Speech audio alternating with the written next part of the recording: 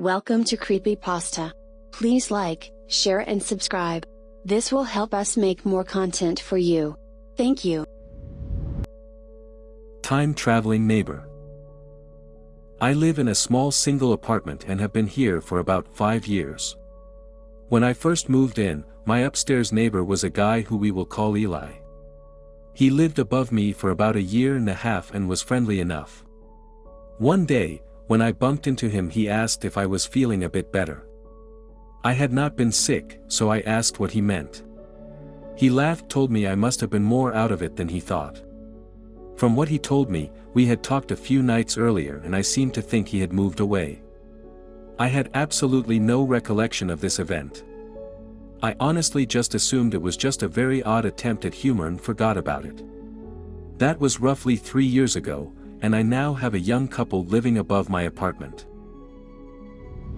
So last night when I was coming home from the bar, and guess who I ran into? Eli was walking up the sidewalk to what used to be his apartment. I was a little tipsy, nowhere close to drunk, so I happily greeted him and started making all the usual catch-up small talk. Naturally, I asked him what he was doing back here, and he was as confused as I had been. Somewhere in our interaction I suddenly remembered the conversation from years ago, and I must have turned pale because he asked if I was feeling alright. I assured him I was fine, but when I went inside I left my door open slightly, and sure enough I heard him unlock the upstairs door and go inside. I am really not sure how to feel about what happened, but I have had this surreal feeling ever since. Comments. You sure his apartment was reoccupied by someone else and he wasn't living there the entire time? Positive, I cooked out with my current neighbors last year. They even took care of my cat when I took a trip a few months back. How I accidentally jumped into a different universe to avoid dying. I am a Cherokee Indian Meta, Cherokee word for prophetess, so tons of really awesome paranormal stuff happens to me constantly.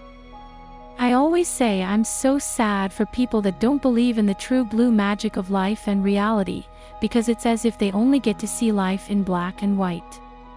Sad that I'm sure some people won't even believe this, and that breaks my heart. I swear on my daughter and the spirits this is 100% true and not one bit exaggerated.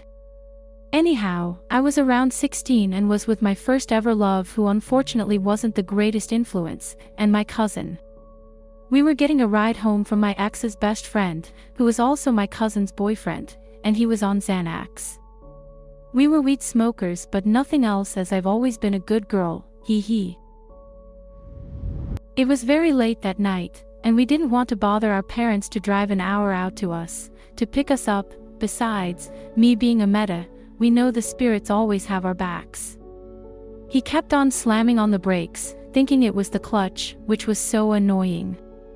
But the worst was when he would completely fall asleep at the wheel, and we had to scream at him to wake up. Well, fast forward, and we're on the interstate, and he's flying. We keep asking him to slow down, which he does, but then being on Xanax forgets, and inevitably speeds up again. One time he sped up fast, and fell asleep at the wheel right as a massive curve in the road happens, and of course our screams were to no avail.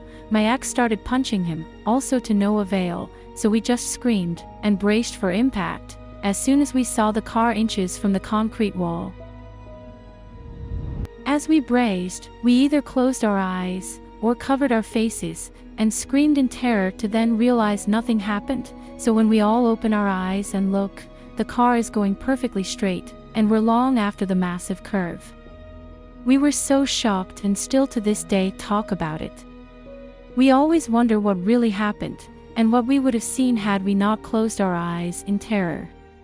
Edit. I really think that if any of us would have opened our eyes, we would have repped. I love to study a lot of quantum physics, and I think the whole wave-particle thing applies here. Only when not observing can the particle become a wave and act spooky. Edit 2. When we opened our eyes he was still out. We were all in the back seat, because my cousin was fighting with him bad, because he took Xanax again, after promising not to. That's why none of us could grab the wheel. After it happened, my cousin jumped into the front seat, smacked the hell out of him in the face, and got the car pulled over. She jumped on top of him. It was a stick shift, none of us could drive stick. She just pulled the car over to stop it, and go nuts on him, plus talk about what just happened. Also, I am trying to post a pic of me in my beautiful regalia. It makes me look like a beautiful giant bird with all the feathers and the massive wings that span like a foot past my hands in both directions, and the tail feathers on my back. It's so beautiful. For the meanies saying I'm lying about who I am. Comments. It is interesting that it seems to happen only when not observed. I wonder the reasoning behind that. Either way, I totally believe you and love these stories. Thanks for sharing. It's not that a person observing it necessarily determines it. It's that measuring it counts as an observation. It's like, have you ever seen a lottery being drawn, where all the balls are flying around in a bubble? There's a possibility that any of the balls could be picked, but after we pick one and look at it, then that one was definitely picked.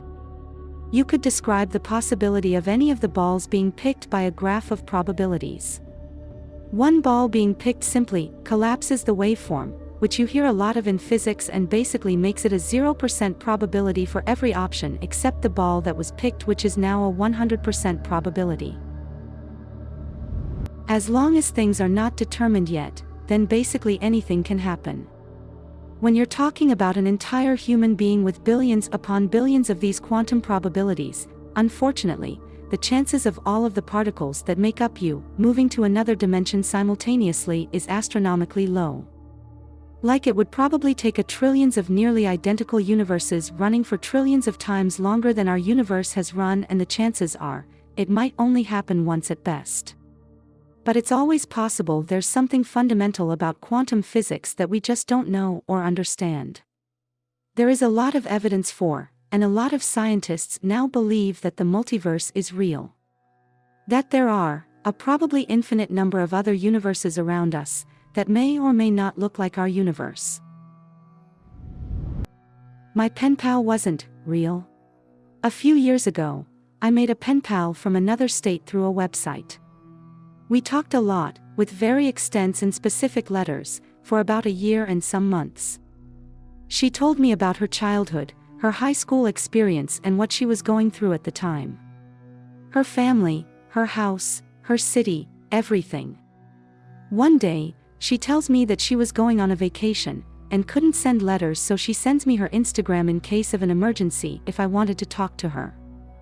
Honestly, I had tried to find her before on social media, but her name and surname were too common.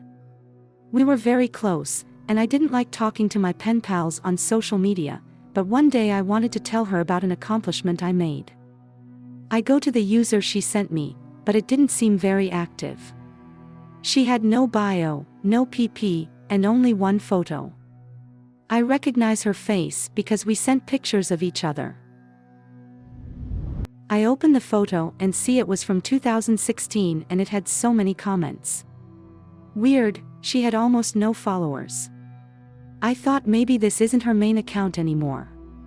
But then I opened the comments. She was dead. Her comments were family members, friends she talked to me about. They were all giving their condolences and saying how much they missed her.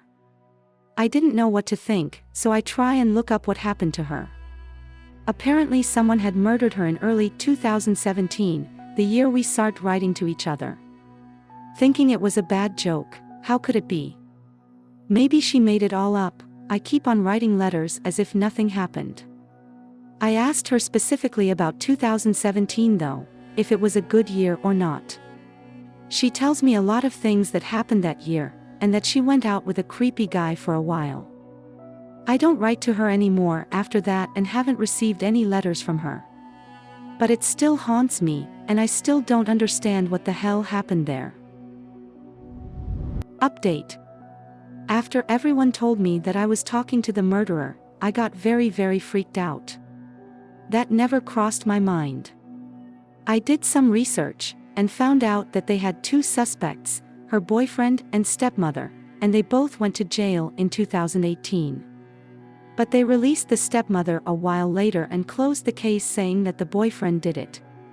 He got many years, so he must be in prison still, hopefully. His name or face isn't public of course, so I couldn't know for sure if he's free, but he probably isn't. Anyway, someone said it could have been a family member or friend not knowing how to cope, and I think that might be the most logical answer. I really felt like I was talking to her all that time though, but it could be that. I should do something more, try to reach out to someone who knew her, but it low-key scares me.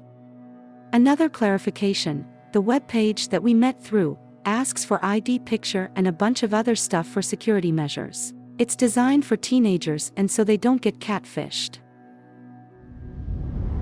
Do you have a creepy story? Please share it with us in the comments, and we will post it on the channel. Please subscribe. Thank you.